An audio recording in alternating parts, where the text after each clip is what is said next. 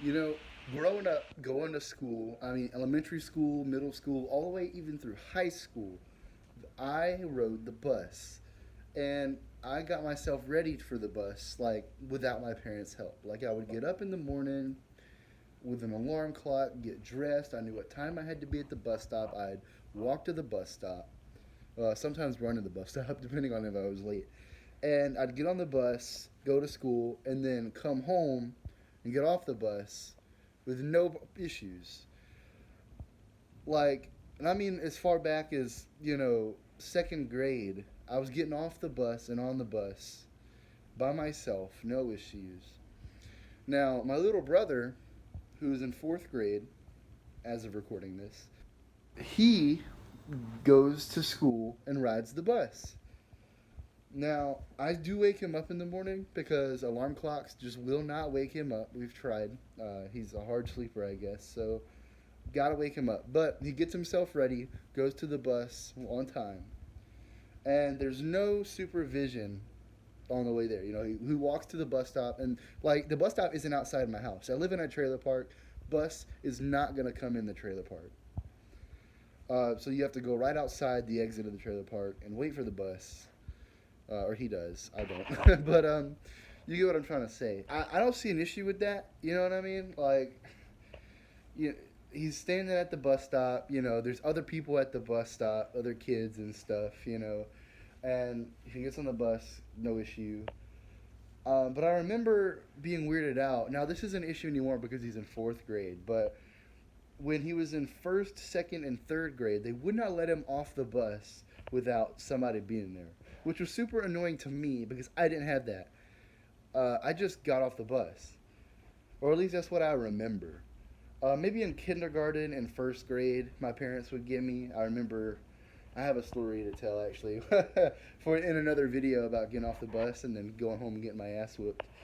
But once I was in second grade and then third grade and onwards, I got off the bus with nobody at the bus stop. Like, even if I was the only one who got off at that stop, no one was there. I got off and walked to my house. And, I guess you could say it's a different time now. There's more sexual predators out there, whatever you want to say. But, I mean, it was annoying to me for a long time having to go get him.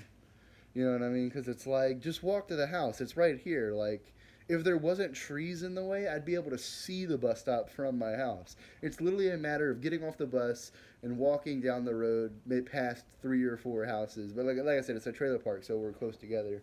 You know, I find that really annoying. And the school's excuse is that they're responsible, like if something happened to them. I guess that makes sense because we live in an era or age, however you want to say it, where people will sue you for any minor inconvenience. And I'm not saying that losing a child is a minor inconvenience, but I am saying that, you can be sued for almost anything, if you feel like you've been wronged or however, you know what I mean? So they're not taking any chances, especially with something like that.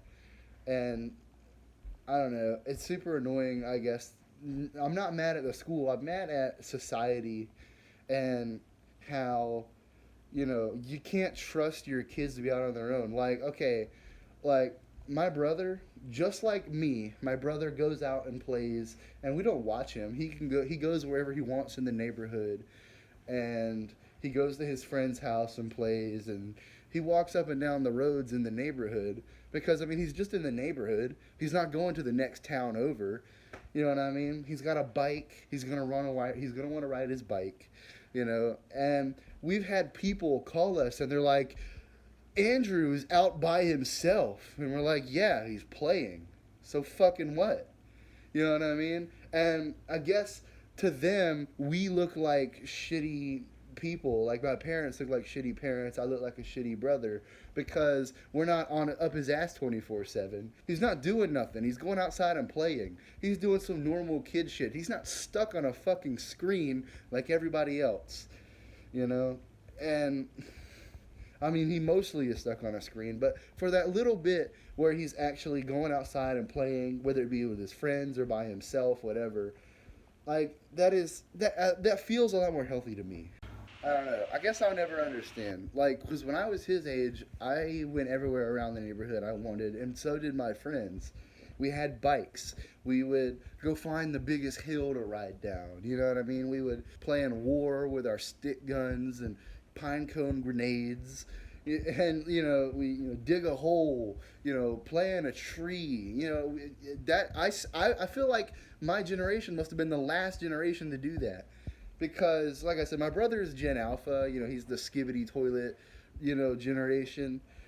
So I guess that generation, parents nowadays, rather than teaching their kids to not be little shitheads, and rather than having them go outside and play, everybody stays inside, huddle up, and maybe COVID has something to do with that.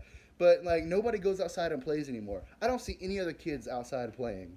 When I was a kid, all the kids in my neighborhood went outside and played. I mean, like I said, we had bikes and scooters and skateboards, and we would ride down the biggest hills, go in the woods. I played in the woods so much, and I was allowed to.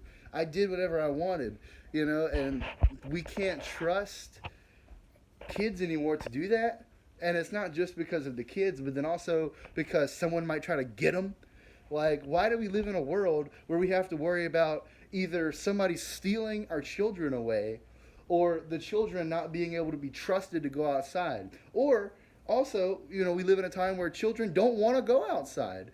Uh, look, I grew up playing video games. You know what I mean? I grew up watching cartoons. I didn't have YouTube, obviously, but I grew up watching cartoons and playing video games. But that's not all I did. I loved going outside. Why don't kids want to go outside anymore?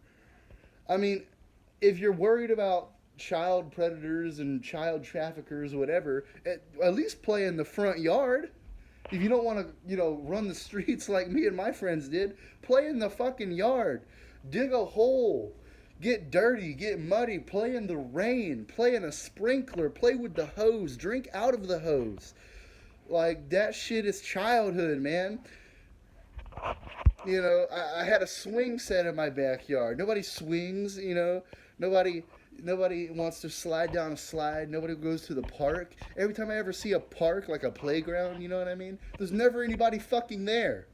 Because nobody goes outside anymore. What happened? Everybody's addicted to YouTube and TikTok. And I know that's ironic considering I'm uploading this to YouTube and complaining that people are addicted to it. But it's not like anyone's watching this video. I wish we didn't live in a world where going outside is just this niche like thing that nobody does because it's scary and you don't really feel like it. Why go outside and play when you can get all the dopamine you'd ever want off of a fucking skibbity toilet video on TikTok or YouTube Shorts? I mean, what the fuck?